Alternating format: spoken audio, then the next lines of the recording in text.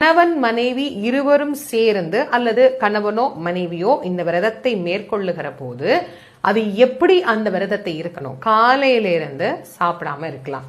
பொதுவா இந்த 6 நாள் அப்படிங்கிற இந்த 6 நாள் பெரிய விரதத்தை எடுக்கும் போது 6 நாளும் உணவருந்தாமல் இருக்கின்ற முறை அப்படின்னு ஒண்ணு உண்டு. 6 நாளும் சாப்பிடாம தண்ணீர் மட்டும். எந்த விரதம் இருந்தீங்கனாலும் தண்ணி கண்டிப்பா நிறைய குடிக்கணும். அதை மறந்துடாதீங்க, நல்ல ஞாபகம் வச்சுக்கோங்க.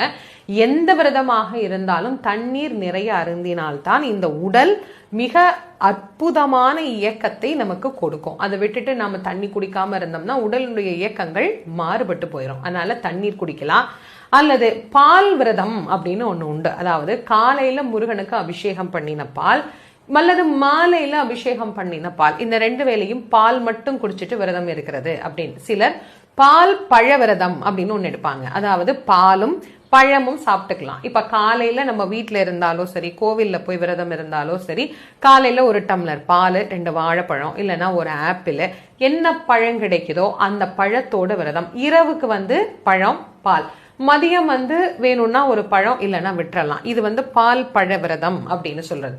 இன்னும் சில பேர் ரொம்ப கடுமையாக இந்த விரதத்தை இருக்கிறவங்க அப்படின்னா மிளகு விரதம் அப்படின்னு ஒண்ணு உண்டு. அதாவது முதல் நாள் சஷ்டி ஆரம்பிக்கிற அன்னைக்கு 1 மிளகு, 2வது நாள் 2 மிளகு, 3வது நாள் 3 மிளகு, 4வது நாள் 4 மிளகு, இப்படி 6 நாளைக்கும் 6 மிளகு மட்டும் சாப்பிட்டுட்டு தண்ணி குடிச்சிட்டு விரதம் இருப்பாங்க. ரொம்ப கடுமையா இருக்கிறவங்க இளநி விரதம் அப்படின்னு உண்டு.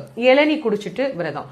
துளசி தண்ணீர் போட்டு அந்த துளசி தண்ணீர் குடிச்சிட்டு இருக்கிற விரதம். சில பேர் மதியம் ஒரு வேளை விரதம் அப்படின்னு இருப்பாங்க. ஒண்ணு காலையில சாப்பிடுவாங்க, அல்லது மதியம் சாப்பிடுவாங்க, அல்லது இரவு மட்டும் சாப்பிடுவாங்க.